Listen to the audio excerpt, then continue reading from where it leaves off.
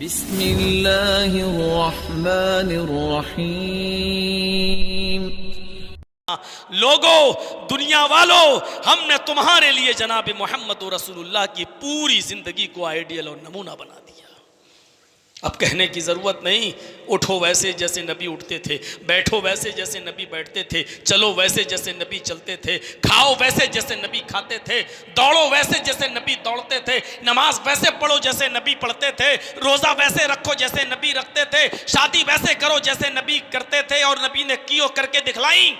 ये सब कहने की जरूरत नहीं, क्योंकि बहुत ही शॉर्टकट में कह दिया, लक़द कान लकुम फी रसूलिल्लाहि उस्वतुन हसना। तुम्हारे लिए रसूलुल्लाह सल्लल्लाहु अलैहि वसल्लम की जिंदगी में एक बेहतरीन आइडियल और बेहतरीन नमूना।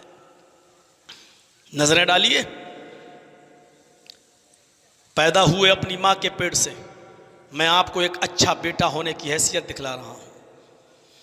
मां के पेट से पैदा हुए, अभी चंद ही दिन गुजारे थे, अरब की आबो हवा अच्छी नहीं थी, वहाँ की औरतें अपने बच्चों को दूध पिलाने वालियों के हवाले कर दिया करती थीं और शहर से निकाल कर देहात में भेज दिया करती थीं।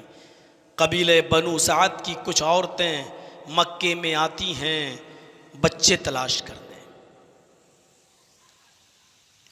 आमीना का अपना बयान है, और पढ़िए सीरतुन नबी अल्लामा इब्न हिशाम की और रहमतुल्लिल आलमीन काजी सुलेमान सलमान मंसूर पूरी रहमतुल्लाह अलैह की, और देखिए ये मंजर। आमीना का बयान है, आमीना जो नबी की माँ है कहती हैं कि हर औरत मेरे बच्चे को के पास आई, उसने मेरे बच्चे को लिया। कबीले बनु साद से जितनी भी औरतें आई थी, हर औरत मेरे बच्चे के पास से गुजरी, हर एक औरत ने मेरे बच्चे को लिया, दूध पिलाने के लिए तैयार भी हो गई, अपने इलाके में ले जाने के लिए तैयार भी हो गई। लेकिन दौरान गुफ्तगू उसने ये सवाल कर लिया, अय आमीना जरा मुझे इस बच्चे के बाप से तो मुलाकात कराओ, मुझे इस बच्चे के बाप से भी मिलना है। आमीना कहती, मैंने ये जवाब दे दिया, इस बच्चे का बाप इस दुनिया में जिंदा नहीं है। इस बच्चे का बाप तो इस बच्चे के पैदा होने से 2 महीने पहले गुजर चुका। जिस औरत ने बच्चा गोद में लिया, वो औरत जब ये सुनती कि इस बच्चे का बाप जिंदा नहीं, वो बच्चा मेरी गोद में डाल देती, उठा कर रख देती और कहती, आमीना फिर मैं इस बच्चे को दूध कैसे पिला सकती हूँ, मुझे तो अच्छी उजरत चाहिए, अच्छी मजदूरी चाहिए, मैं पाल पोस कर तेरे बेटे को अगर बड़ा करूँ तो मुझे भी तो मुआवजा अच्छा मिलना चाहिए। जब इस बच्चे का बाप है ही नहीं तो तू मुझे क्या मुआवजा दे देगी, क्या बदला दे देगी। हर औरत ने मेरे बच्चे को लिया, जब सुना कि इस बच्चे का बाप जिंदा नहीं, रख दिया मेरी गोद में। आगे का बयान है आमीना का, हलीमा भी मेरे पास से गुजरी, हलीमा ने भी मेरे बच्चे को गोद में ले लिया, लेकिन जब उसने सुना कि इस बच्चे का बाप जिंदा नहीं तो हलीमा ने भी मेरी गोद में बच्चा रख दिया।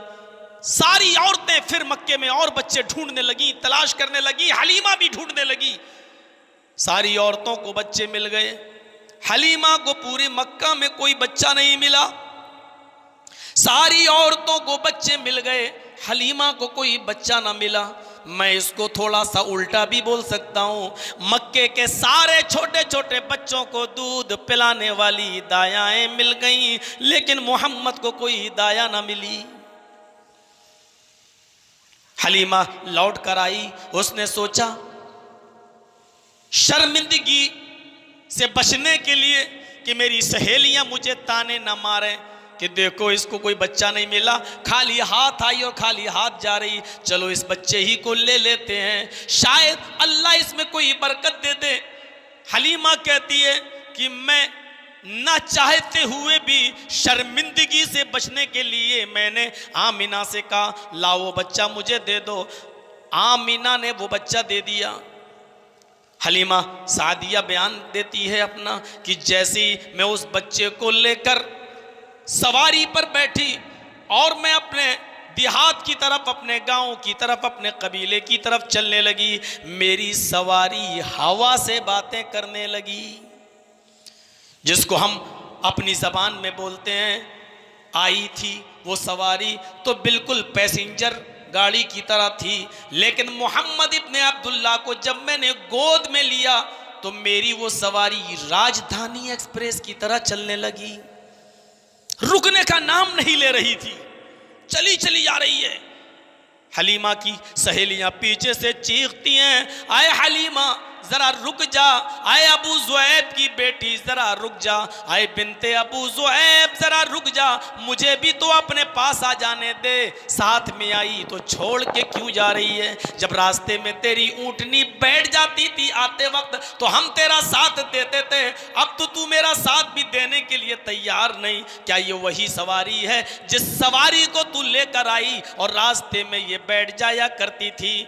हलीमा पीछे मुड़ के कहती है हाँ ये वही सवारी है, पता नहीं क्या हो गया है, ये हवा से बातें कैसे कर रही है, इतनी तेज क्यों बढ़ रही है, रुकने का नाम क्यों नहीं लेती है, इस सवारी को क्या हो गया? और फिर हलीमा का अपना बयान है, काजी सुलेमान मंसूर पूरी नकल करते हैं। हलीमा चीखती हुई कहती है, बाखुदा मुझे तो इस बच्चे में ही कोई बरकत नजर आती है, मुझे तो इस बच्चे का ही कोई चमत्कार नजर आता है। फिर हलीमा ने उस बच्चे को जिस तरह पाला, हलीमा की अपनी बकरी इतना दूध नहीं देती थी कि वो हलीमा की अपनी बेटी पेट भर के दूध पी सके।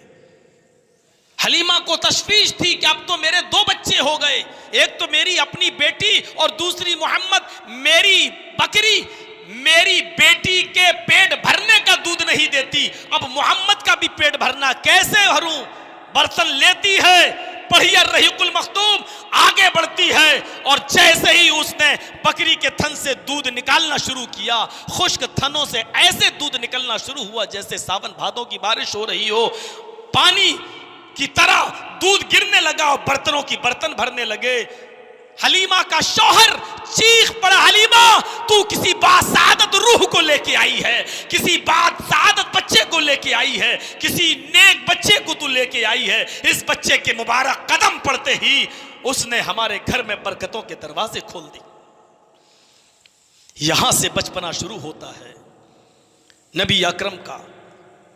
और पढ़िए अर्रहीकुल मखतूम में 6 साल और काजी सुलेमान सलमान मंसूर पूरी रहमतुल्लाह अलैह की तहकीक के मुताबिक 4 साल जब अल्लाह के नबी वहीं रह रहे हैं और हलीमा सादिया के पास हैं और जंगल में बकरियां चराने के लिए हलीमा की बेटी गई थी और मोहल्ले के कबीले के बहुत से लोग मोहम्मद को भी अपने साथ ले गई और वहां शक्के सदर का जो मामला पेश आया, एक फरिश्ता इंसानी शक्ल में आया और उसने पूछा तुम्हारा नाम क्या है? आपने अपने अंदाज में कहा मोहम्मद। उठाकर ले गया और एक पहाड़ के दामन में ले जाकर लिटा देता है और सीने को चीर देता है, दिल को निकालता है। और अल्लाह के नबी बयान करते हैं कि उसने जो एक खराब किस्म का लोथड़ा था दिल से, उस लोथड़े को निकाला और फेंक दिया। याद रखिएगा, हर इंसान के दिल में वो लोथड़ा होता है। आजकल मेडिकल जो सर्जन हैं, डॉक्टर जो हार्ट का सर्जरी करते हैं, उनसे पूछिए, वो लोथड़ा जो होता है वो सब के अंदर होता है और उसी लोथड़े के अंदर कीना, कपट, हसद, बुग़्ज़, इनाद, दुश्मनी जो होती है एक दूसरे के खिलाफ, वो उसी लोथड़े में होती है। चूँकि मोहम्मद रसूलुल्लाह का दिल हसद, कीने, बुग़्ज़, इनाद से साफ रखना था, इसलिए उस लोथड़े को निकाला और फेंक दिया। ये तहकीक है काजी सुलेमान मंसूर पूरी रहमतुल्लाह अलैह की। मेरे भाइयों, उस लोथड़े को निकाला और फेंक दिया और फिर दिल को दूसरे फरिश्ते से कहा, इस फरिश्ते ने जमजम का पानी, माए जमजम लाओ। जमजम का पानी लाया गया और जमजम के पानी से नबी अकरम के दिल को धोया गया और फिर ऐसे ही दिल में रख कर हाथ फेर दिया गया। नबी अकरम सल्लल्लाहु अलैहि वसल्लम चलने लगे।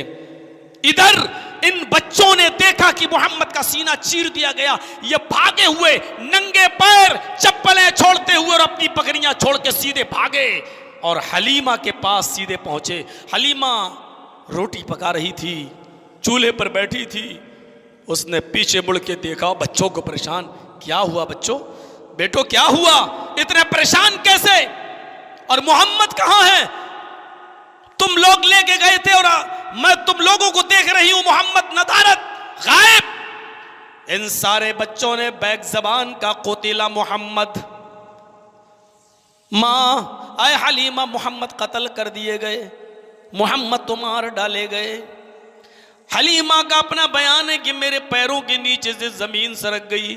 मैं अब्दुल मुत्तलिब को क्या जवाब दूंगी, मैं आमिना को क्या जवाब दूंगी। मैं दौड़ती हुई जंगल में गई, इधर झाड़ी देखी उधर झाड़ी देखी, लेकिन जब मैं आगे बढ़ी तो एक पहाड़ी के दामन से मोहम्मद रसूलुल्लाह को टहलते हुए अपनी तरफ आते हुए मैंने देखा। चेहरे का रंग जर्द है, नकाहत और कमजोरी जिस्म पर टपक रही है, दिखाई दे रही है, और बहुत ही कमजोर चाल से चले आ रहे हैं। मैंने झट से मोहम्मद इब्ने अब्दुल्लाह को सीने से लगाया और मैंने पूछा, बेटे क्या हुआ? आपने अपनी पूरी बात बताई। माँ कोई था, मुझे यहाँ से ले गया, नाम पूछा, पहाड़ के दामन में ले जाकर उसने मेरे सीने को चाक किया और उसने मेरा सीना निकाला। उसने जमजम के पानी से धोया, एक ख़राब किस्म का लोथड़ा निकाल के बाहर फेंक दिया। माँ मुझे ये सब याद है। हलीमा कहती है, बेटे जब उसने सीना चीरा तो तुम्हें मालूम था? हाँ। जब दिल धो रहा था तो तुम्हें मालूम था? हाँ मुझे सब होश था। हलीमा कहती है, मुझे उस बच्चे की बात पर यकीन नहीं हुआ, ये नई नई चीजें बताने लगा और ऐसे ही मामले इसके साथ होते। मैं डर गई कहीं ऐसा ना हो कि इसको कोई खतरा हो जाए और फिर बाद में आमिना मुझसे बेटा तलब करे और मैं बेटा ना दे सकूं। मैं फिर मोहम्मद को उसकी माँ के हवाले करके आ गई और ये कहकर आई, आमिना मेरा दिल तो नहीं चाहता कि इस बच्चे को वापस करूं, इसने तो खैर और बरकत के दरवाजे मेरे घर में खोल दिए, लेकिन ऐसी ऐसी चीजें बताता है, ऐसी ऐसी बातें बताता है, ऐसे ऐसी चमत्कार बताता है कि मुझे डर है अगर तेरे बेटे को कुछ हो गया तो फिर मैं क्या जवाब दूंगी। अब तुम अपना बेटा संभालो। आमीना का बयान है, मैं 6 साल के थे मोहम्मद, मैं यसरब ले गई। अब सुनिए मंजर, मैं यसरब ले गई, मेरे माँ बाप का घर यसरब में था, मदीने में था। मैं मोहम्मद को उनके मामू मुमानी के पास ले गई, मैं उनको उनके ननियाल में ले गई। 1 महीना मदीने में हम लोग रहे और फिर वहाँ से हम वापस लौटे मक्के की तरफ। मैं अपनी ससुराल की तरफ आ रही थी, मक्के की तरफ आ रही थी। मदीने से कुछ गुजरने के बाद हम मकाम अबुआ पर पहुँचे। मेरे बेटे की उम्र 6 साल थी।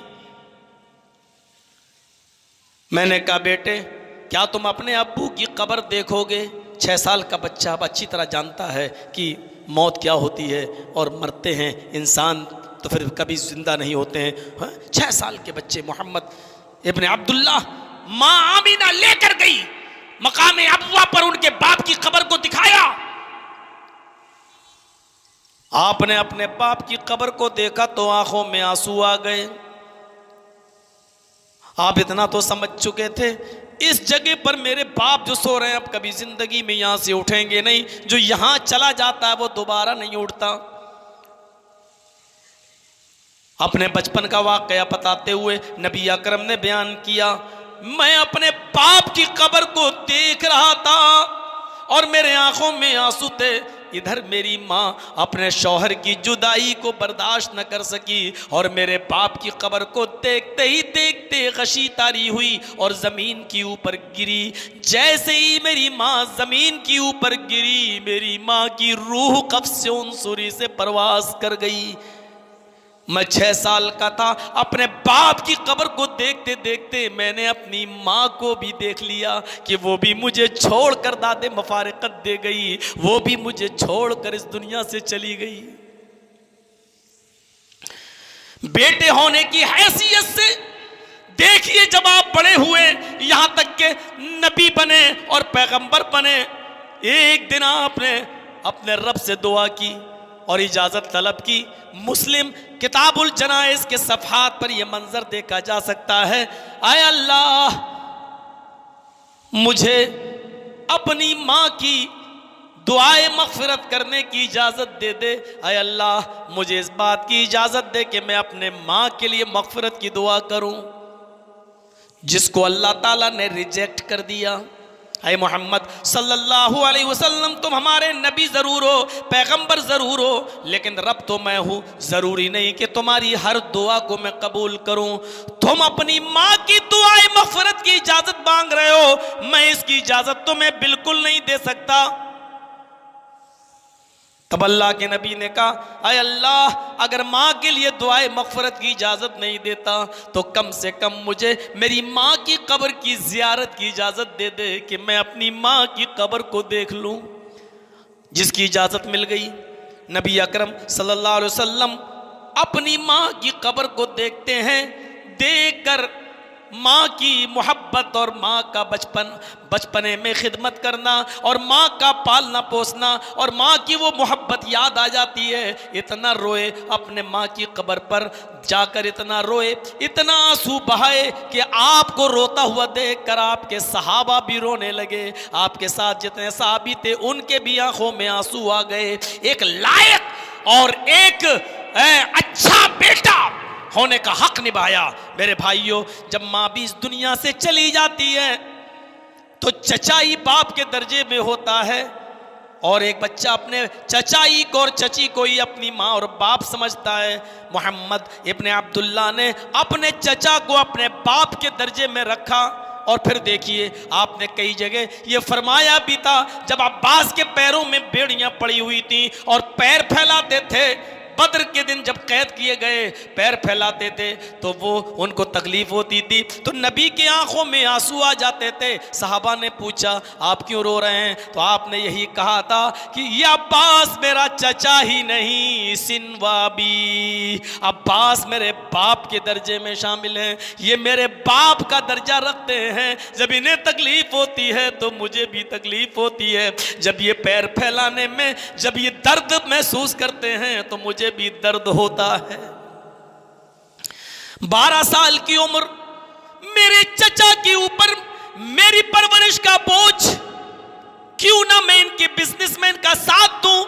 मुल्क के शाम तिजारत के लिए जाने लगे, अपने चचा के साथ सफर भी करने लगे, आपका हाथ बटाने लगे। अपने चचा की परवरिश में और उनकी रोजी रोटी में, माशी हैसियत को बरकरार रखने में मोहम्मद रसूलुल्लाह सल्लल्लाहु अलैहि वसल्लम ने बचपन में अपनी बकरियां भी चराई और उजरत पर, मजदूरी पर बकरियां चराई और जो कीमत, जो मुआवजा मिलता वो अपने चचा को दे देते। मेरे भाइयों, 25 साल की उम्र तक आप बकरियां चराते रहे, ये बिजनेस करते रहे और 24 और 25 साल के दरमियानी वक्फे में अमानतदारी का नाम सुनती हैं हजरत खदीजा, जिनके 2 शौहर इंतकाल कर चुके थे। उन्होंने मोहम्मद इब्ने अब्दुल्ला को अपना माल देकर मुल्क शाम सफ़र के लिए भेज दिया, तिजारत के लिए भेज दिया। और मोहम्मद इब्ने अब्दुल्ला ने जो माल बेचा और बेच कर लाए और ईमानदारी के साथ उनको पूरी पूरी कीमत दे दी। इस अमानतदारी ने, इस ईमानदारी ने हज़रत खदीजा के दिल को मौम कर दिया। हज़रत खदीजा ने अपनी खादिमा के ज़रिए मोहम्मद इब्ने अब्दुल्ला के पास अपनी शादी का पैगाम भेज दिया और फरमाया, मोहम्मद इब्ने अब्दुल्ला से कह देना मेरी शादी का कोई इरादा नहीं था, मेरे 2 शौहर का इंतकाल हो चुका है, मेरे 2 शौहर से बच्चे भी हैं, मेरी शादी का इरादा तर्क हो गया, लेकिन आपकी अमानतदारी और आपकी ईमानदारी ने मुझे गर्विदा बना दिया है, मैं आपसे निकाह करने के लिए तैयार हूँ। अल्लाह के नबी ने जब ये खबर सुनी तो फरमाया, मैं अपने चचा अबू तालिब से पहले मशवरा करूँगा। अबू तालिब को भी ज़रूरत थी कस्बे माश की। उन्होंने सोचा कि ये खदीजा अरब की बड़ी रईस औरत है और जब ये मोहम्मद इब्ने अब्दुल्ला मेरे भतीजे के निकाह में आ जाएगी तो इसकी दौलत का कुछ हिस्सा हमें भी मिल जाएगा और हम अपना बिजनेस आगे बढ़ा देंगे। मेरे प्यारे साथियों, इस तरीके से अबू तालिब ने खुद खुतबे निकाह पढ़ाया और मोहम्मद इब्ने अब्दुल्ला का निकाह हजरत खदीजा रज़ी अल्लाह तआला अन्हा से कर दिया गया। मैं कहना ये चाहता था कि आप अपने माँ के बेटे थे तो वो किरदार भी आपने अच्छा अदा किया, और जब माँ और बाप दोनों नहीं रहे तो मेरे भाइयों अपने चचा के साथ उनके बिजनेस में और उनके कस्बे माश में उनका साथ बटाया। जो अपने चचा और अपने अपनी चची के 7 कस्बे माश में उनका हाथ बटा सकता है। जरा तसव्वुर करो, अगर उनके हकीकी बाप जिंदा होते तो वो बेटा अपने बाप का कितना काम बटाता और कितना हाथ बटाता। मेरे भाइयों, यहां से हम अंदाजा लगाएं, एक बार हलीमा जो उनके मां के दर्जे में थी रजाई मां थी, दूध पिलाया है अपना हलीमा ने, मां थी वो, एक तरीके से अगरचे पैदा नहीं किया लेकिन अपने सीने का दूध तो पिलाया था मोहम्मद इब्न अब्दुल्लाह को। एक दिन हलीमा की सहेली घर में तशरीफ लाई तो मोहम्मद इब्न अब्दुल्लाह जो सर पे पगड़ी बांधे हुए थे, उन्होंने पगड़ी उतारी और हलीमा की सहेली के लिए अपनी वो चादर, अपनी वो पगड़ी बिछा दी और कहा, आओ तुम इस चादर पर बैठ जाओ। उस चादर पर को बिछा दिया और बाद में लोगों को बताया कि मैं इसकी इज्जत क्यों ना करूं, ये मेरी माँ हलीमा की सहेली है। जब हलीमा जो रजाई माँ है, उस रजाई माँ की सहेली आती है तो मोहम्मद अपनी चादर उसके लिए बिछा देते हैं। जरा तसव्वुर करो, अगर अपनी माँ को अगर जिंदा पाया होता तो माँ की कितनी खिदमत करते। एक अच्छा बेटा होने की हैसियत से अगर हम नजर डालें तो मोहम्मद रसूलुल्लाह एक कंप्लीट बेटे नजर आते हैं। हम अपने बाप के अच्छे बेटे भी नहीं बन सके। आज पूछो अच्छे बेटे हो तो इतने लोग यहाँ बैठे हुए हैं ना, इनमें से 1-2 ही ऐसा मिलेगा जो ये कहते कि इशा के बाद में जाके बिस्तर पे सो जाता हूँ, वरना रात में 12 और 1 और 2 बजे तक सब व्हाट्सएप और मैसेंजर चलाते हुए नजर आते हैं, घूमते हुए नजर आते हैं। बाप कह कह के थक चुका, माँ समझा समझा के थक चुकी, बेटे जल्दी आया करो, लेकिन आज तक अपने माँ इतनी सी बात नहीं मानी जा रही है अपने माँ बाप की। बड़ी बड़ी बातें क्या मानोगे अपने माँ बाप की। एक अच्छा बेटा हम नहीं बन सकते। अल्लाह के दीन की दावत और लोगों तक पहुंचाने के लिए इस वीडियो को जरूर लाइक, शेयर, कमेंट और सब्सक्राइब करें।